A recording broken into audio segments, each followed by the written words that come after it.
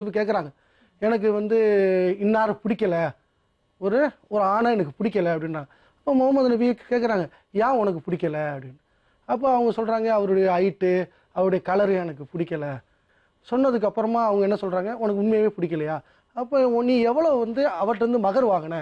இஸ்லாத்தில் வந்து வரதட்சணை வந்து பெண்ணு கொடுக்கக்கூடாது, ஆணு தான் கொடுக்கணும். ஆனால் இந்த பெண்ணை வந்து மாற்றி கொடுத்துருக்க எனக்கு தெரியாது, உங்க பார்த்தா ஆணு தான் கொடுக்கணும். அப்போ முகமது நபி சொல்கிறாங்க, நீ என்ன வாங்கியிருக்கேன்? ஒரு தோட்டம் வாங்கியிருக்கேன், அந்த தோட்டத்தை திரும்பி கொடுத்துருங்க அப்படின்னு சொல்றாங்க. பெண் இடத்துல சொல்றாங்க, மனசு ஒத்து போலன்னா விட்டுரு சொல்றாங்க. ஆனா இது இஸ்லாத்துல வந்து எப்படின்னாக்கா, உனக்கு பிடிக்கலையா வேற உனக்கு வந்து உன் குடும்பத்தார சொல்லணும். ஏன்னாக்கா ஒருத்தனுக்கு ஒருத்திங்கிறது வந்து இப்படிதான் நான் இரவு வரலும் வாழ்வேன், கட்டாயமா வாழணும்னு சொல்லிட்டு மண்ணெண்ணெய் ஸ்டவ் வெடிக்க வைக்கிறது, கேஸ் சிலிண்டர் வெடிக்க வைக்கிறது. their point is என்னன்னா, இப்ப வந்து டிவோர்ஸ் வாங்குறது வந்து ரொம்ப டிஃபிகல்ட்டான ப்ராசஸ். அதனால என்ன ஆகுதுன்னா, பல கப்பல்ஸ் வந்து they are forced to stay together. அவங்களுக்கு மன பொருத்தம் இல்லைன்னா கூட எப்படியோ அதை கஷ்டப்பட்டு உள்ள இருக்காங்க.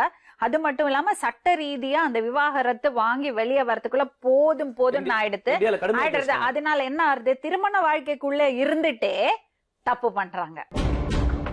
அதுதான் அவங்க பாயிண்ட். திருமண வாழ்க்கைக்குள்ள இருந்துட்டு சட்டத்துக்காகவும் சமுதாயத்துக்காகவும் ஒரு திருமண வாழ்க்கைக்குள்ள இருந்துட்டு பல தொடர்புகள் வச்சுக்கிறது தப்பா இல்ல, ஒரு திருமணம் பண்ணி அது ஒத்து போல ரெண்டு பேருமா அந்த பொண்ணுக்கு செய்ய வேண்டியது செய்யுங்க, ஆணுக்கு செய்ய வேண்டியது செய்யுங்க, செஞ்சுட்டு உங்களுக்கு பிடிச்ச வாழ்க்கையை நீங்க தேடிங்க சொல்றது தப்பா? சூப்பர் மேடம், இததான் சொல்றாங்க. பாதிக்கப்பட்ட அந்த பெண்ணுக்கே அவனோட பிடிக்கல, அவன் ரொம்ப அரக்கனா இருக்கான் அப்படின்ற ஒரு முடிவுக்கு வந்தா கூட அவங்க அவனை விவகாரத்தைப்பட்டு ரெண்டாவது திருமணம் செஞ்சுதான் இல்லையா? ஒரு வாழ்க்கைன்றது ஒரு ஆண் பெண் தாராளமா பண்ணலாம். ஏன்னா இப்ப அந்த பொண்ணுடைய அழுகைய பார்த்துதான் நாங்க வந்திருக்கோம். இதோட பேசிட்டு போறதுக்கு வரல. அந்த பெண்மணி வந்து எனக்கு ஒரு சொல்யூஷன் தாங்க, ஏன்னா இது வந்து ஒரு சமுதாய பிரச்சனை மாதிரி ஆயிடுச்சு. ஏன்னா ஒரு சட்டத்தையே மாத்துங்க அப்படின்னு சொல்லிட்டு அந்த பொண்ணு சொல்றாங்கன்னா, அப்போ அவங்களுக்கு வந்து அந்த சட்டம் தான் வந்து தடங்கலா இருக்குதோ அப்படின்றத அவங்க உணர்ந்துட்டாங்க. அப்படி உணர போய் தான், தவறா உணர போய் தான் வந்து அந்த சட்டத்து மேல கையேக்கு வராங்க. அப்போ பிரச்சனை சட்டத்துல இல்ல, கணவன் மேலதான் இருக்குது அப்படின்றத அவருக்கு தண்டனை வாங்கி கொடுக்க முடியுமா? ஒரு நிமிஷம் இல்ல, தண்டனை சொல்ற மாதிரி ஏதாவது நாங்க போலீஸ் இல்ல அப்படின்னு தான் நாங்க சொல்லுவோம். அப்ப ரொம்ப டிப்ளமேட்டிக்கா பேசிட்டாரு. இல்ல ஒரு நிமிஷம், போராடி தண்டனை எந்த அளவுக்கு முடியுமோ இஸ்லாம் சொல்லுது. ஒரு நிமிஷம், நாங்க வந்து இன்னைக்கு இந்தியா அனுமதிச்ச அந்த சட்டத்துக்கு உட்பட்டு தான் நாங்க அவனை போய் தண்டிக்கிறதுக்கு போராடியாவது அவனுக்கு என்ன வாங்கணுமோ அந்த பொண்ணு பாதிக்கப்பட்ட லெவலுக்கு அந்த பொண்ணு வந்து குறையா ஒரு லெட்டரோ கம்ப்ளைண்ட். ஆனா உடனே மேடம், நீங்க ஒரு விஷயத்த இந்த இடத்துல யாருமே பதிவு செய்யல, நான் பதிவு செய்யறேன், அவன் பக்கம் என்ன நியாயம் இருக்குன்னு கேட்போம். கண்டிப்பா நாங்க வந்து எப்பவுமே ஆப்போசிட் சைட கூப்பிடுவோம். அவர் வரல போன் பண்ணா கெட்ட வார்த்தையில திட்டினாரு நம்ம ரிப்போர்ட்டர்ஸ். வாயில சொல்லக்கூடாத வார்த்தைகளை திட்டினாரு. அவரே பேசினாரு. அவரோட பிரதரும் பேசினாரு. போனை கட் பண்ணிட்டான் இங்க வரும்போது. அது மட்டும் இல்லாம ஷோல இருந்து நம்ம கூப்பிட்டோம், அப்போ அவர் வரல. நாங்க சொன்னோம், உங்க கருத்துக்களை சொல்லுங்க, நீங்க வந்து உங்க தரப்ப சொல்லுங்க, ஏன்னா நம்ம ஒருத்தரை மட்டும் உட்கார வைக்க கூடாது. நம்ம மேக்சிமம் ட்ரை பண்ணோம். எங்களுடைய சமுதாயம் வந்து இப்பதான் வளருது. ஏன்னா நாங்க வந்து சுதந்திரத்துக்கு வெள்ளைக்காரன் இது இருக்கிறப்ப நாங்க இங்கிலீஷ் படிக்க மாட்டோம் அப்படின்னு நாங்க வந்து ஒரு இதா இருந்ததுனால இங்கிலீஷ் ஹராம்னு சொல்லி நாங்க ஒதுக்கிட்டாங்க. இப்போதான் நாங்கள் என்ன பண்ணோம், அது தப்பு அப்படின்னு சொல்லி எங்கள் பிள்ளைகளை படிக்க வச்சுருக்கோம். படிக்க வச்சுட்டு வர்றப்ப தான் சில பிரச்சனைகள்லாம் வருது. ஆனால் வந்து இஸ்லாம்ங்கிறது ஒரு மதம் கிடையாது, இது ஒரு மார்க்கம். இந்த மார்க்கத்தை தெரிஞ்சுக்கிறது பள்ளிவாசலில் இது ஏற்படுத்தணும். ஒவ்வொரு பள்ளிவாசல்களையும் பெண்களுக்குன்னு தனியாக வந்து ஒரு பள்ளிவாசல் உருவாக்கணும். எங்கே ஒரு ஆண் பள்ளிவாசல் இருக்கோ பக்கத்தில் ஒரு பெண் பள்ளிவாசல் உருவாக்கணும். அது உருவாக்காதனால தான் இவ்வளோ பிரச்சனைகள். அது உருவாக்கிட்டுன்னு வச்சுக்கலாம், இப்போ அந்த பெண் இங்கே வந்திருக்க மாட்டாங்க, அந்த பள்ளிவாசல் போய் ஸ்ட்ரெயிட்டாக நின்றுப்பாங்க. ஏன்னா அவங்க அவ்வளவு போல்டா போய் நிக்க முடியும். உரிமை அவங்களுக்கு தெரிஞ்சிருக்கும். அவங்க பலவீனமா நினைச்சிட்டாங்க. இவங்க என்ன சொல்ல வராங்கன்னா, இஸ்லாம்ல வந்து பெண்களுக்கு நிறைய வந்து மரியாதை கொடுக்கறது உண்டு. அதை தெரிஞ்சுக்காததுனாலதான், அந்த விழிப்புணர்ச்சி இல்லாததுனாலதான் அந்த பொண்ணை வந்து தன்னை பலகீனமாவும் இந்த சட்டம் வந்து அவளுக்கு ஒரு ஒரு பாதுகாப்பு கொடுக்காத மாதிரியும் நினைச்சிட்டான்னு அவங்க சொல்றாங்க. பெண்களை வந்து சொல்லல, அவங்க சொல்றாங்க என்னன்னா, அவ அந்த மார்க்கத்தை சரியா புரிஞ்சுக்கிட்டு இருந்தாங்கன்னா அதுல இருக்கிறது நல்லது அவ உணர்ந்திருப்பா, அது எதுக்காக வச்சிருக்காங்கன்னு அவங்க உணர்ந்திருப்பா. அது மட்டும் இல்லாம அவ கணவர் வந்து இவ்வளவு அநியாயம் பண்ணறது அந்த மார்க்கம் வந்து ஒத்துக்காது, அதுக்கு ஒத்துழைப்பு கொடுக்காது. அது மாதிரி அவர் இன்னொரு திருமணம் பண்ணறதுக்கு அவருக்கு அனுமதி கிடையாது. இவங்க இஸ்லாமிய மார்க்கத்துல அதுக்கு அனுமதி கிடையாதுன்னா அவளுக்கு தெரிஞ்சிருக்கும்.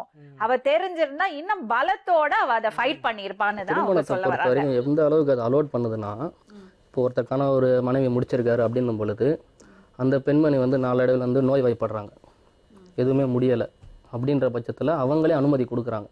இதுக்கப்புறம் உங்களுக்கு ஆசாபாசங்கள் இருக்கும், நீங்கள் இன்னொரு திருமணம் முடிச்சுக்கலாம். இல்லை இன்னொரு மனைவி முடிக்கும் பொழுது சப்போஸ் குழந்தை பெறக்கூடிய வாய்ப்பு இல்லை அப்படின்னும் பொழுது அந்த பெண்மணிக்கே தெரியுது, இல்லை நீங்கள் முடிச்சுக்கலாம். கணவனும் மனைவனும் 2 பேரும் சேர்ந்து என்ன பண்ணுறாங்க, சமரச உடன்படிக்கையில் வராங்க அடுத்த திருமணம் முடிக்கும் பொழுது. இப்படி முடிக்கும் பொழுது என்னன்னா, இந்த ஆல்ரெடி இருக்கிற மனைவிக்கும் சேஃப்டி, இப்போ முடிக்க போகிற மனைவிக்கும் சேஃப்டி. இப்போ எப்படி பார்த்துட்டு இருந்தாரோ அதே லெவலில் தான் பார்த்துட்டு இருப்பார். இப்போ இந்த அளவுக்கு உரிமையை கொடுக்கும் பொழுது இஸ்லாம் என்னது இந்த விஷயத்தில் தனித்து நிற்குது. ஏன்னா ஒரு மனைவியை வந்து மனைவின்ற பேரில் இல்லாமல் வப்பாட்டின்ற பேரில் ஓரம் கட்டுறது, ஒரு அவங்கள வந்து ஒரு அந்யோன்யமாக பார்க்கறது, இப்படின்ற ஒரு கலாச்சாரம் இஸ்லாத்தில் கிடையவே கிடையாது. இப்போ இவர் சொன்ன பாயிண்ட் என்னதுன்னா, இவர் சொன்னது எல்லாமே குழந்தை பாக்கியம் இருக்கிறதுக்கு வாய்ப்பு இல்லைன்னா அதுக்கு ஒரு ப்ரொவிஷன் இருக்கு. அடுத்தது வந்து மனைவிக்கு வந்து உடல் ரீதியாவோ மன ரீதியாவோ ஏதாவது பிரச்சனை இருந்தா அதுக்கு ஒரு ப்ரொவிஷன் இருக்கு.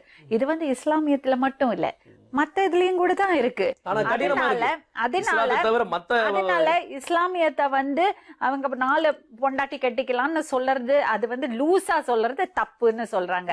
அது வந்து தப்பான ஒரு, நாங்க வந்து 3 பேருக்குமே ஒரு பொண்டாட்டி தான். அதுதான் அவங்க வந்ததுக்கான உத்தேசம். அதுதான் ஒரு தப்பான ஒரு விஷயத்த நம்ம நினைச்சுக்க கூடாது. இஸ்லாம்ல வந்து 4 பொண்டாட்டி ஓகேன்னு சொல்றது வந்து தப்பான விஷயம். அது அப்படி கிடையாது. அதுக்கு ஒரு சில ரூல்ஸ் இருக்கு, அதுக்கான சில சட்டதிட்டங்கள் இருக்கு.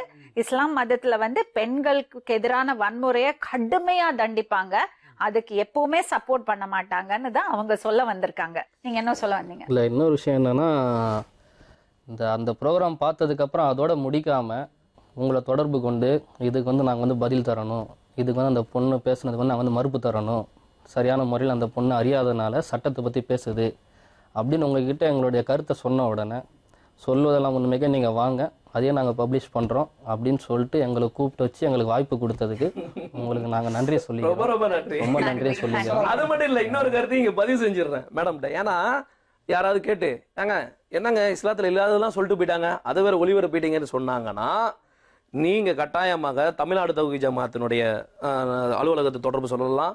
இல்லைன்னா இது சம்பந்தமா கருத்து வேறுபாடு யாராவது வந்தாங்கன்னா அவங்கள்ட்ட நாங்க பேச ரெடியா இருக்கோம். நீங்க எங்களுக்கு என்ன ஒரு தோணுச்சுன்னா, இப்படிப்பட்ட ஒரு ப்ரோக்ராம் நடந்திருக்கு, சரி அவர் கணவர் வரல, வக்கீல் வந்து அப்படி சொல்றாரு, அங்க இருக்கிற இமாம் வந்து இப்படி பிரிச்சு விட்டு போயிட்டாரு அப்படின்னும் பொழுது நம்ம மேடம்க்கு ஏன் தோணலை, இப்படிப்பட்ட ஒரு விழிப்புணர்வை வந்து தமிழக லெவலில் ஒரு தௌஹீத் ஜமாத்துன்ற ஒரு அமைப்பு செய்யுது, மற்ற அமைப்புகளும் செய்யறாங்க அப்படின்னும் பொழுது அங்கே இருக்கிற சில நபர்களை கூப்பிட்டு வச்சு இவங்களுக்கு உண்டான தீர்வை வந்து இஸ்லாம் எப்படி சொல்லுது அப்படின்ற ஒரு கேள்வியை கேட்டிருக்கலாமே அப்படின்னு சொல்லிட்டு எனக்குள்ள ஒரு கேள்வி இருந்துச்சு.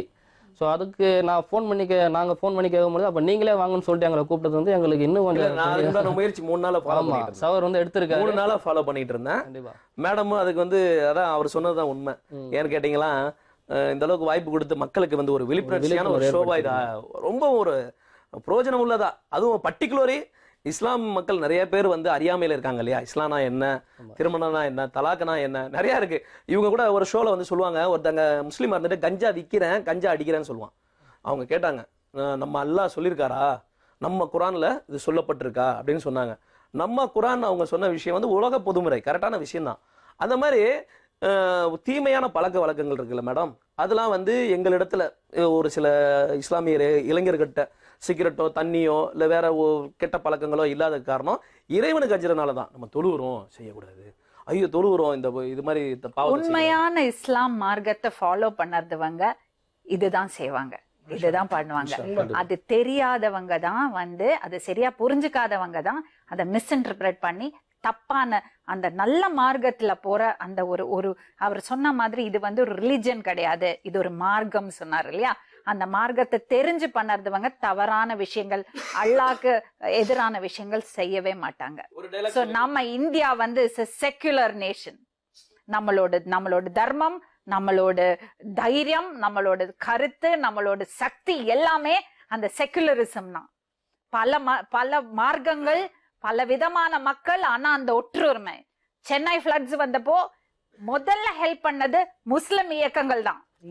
ஒவ்வொரு மதர்சாலையும், ஒவ்வொரு மாஸ்க்லயும், ஒவ்வொரு இதுலயும் வந்து லட்சக்கணக்கான மக்களுக்கு சாப்பாடு போட்டு அவங்களுக்கு அடைக்கலம் கொடுத்தாங்க. அத நம்ம இல்லைன்னு சொல்லவே முடியாது. இங்க வந்து எங்களோட கலந்து இவ்வளவு அழகா பேசினதுக்கு எங்களுக்கும் விழிப்புணர்ச்சி, பாக்குறது மக்களுக்கும் விழிப்புணர்ச்சி. ரொம்ப ரொம்ப நன்றி. நீங்க வந்து அந்த பெண்மணியை வந்து சந்திச்சீங்கன்னா, அந்த பெண்மணி வரப்போறா, இன்னைக்கு நைட் இங்க வரப்போறா. இன்ஷா அல்லாஹ் நீங்க அந்த பொண்ணுக்கு ஒரு நல்ல வாழ்க்கை அமைச்சு கொடுக்கணும். நீங்க உங்களுக்கு அப்படி இருந்துச்சுன்னா வந்து கோரிக்கை இங்க நிச்சயமா நாங்க உங்ககிட்ட ஒப்படைக்கிறோம். நீங்க உங்க ஜமாத் மூலமா இல்ல உங்களோட இது மூலமா அந்த பொண்ணுக்கு ஒரு நல்ல வாழ்க்கை அமைச்சு கொடுக்கணும்.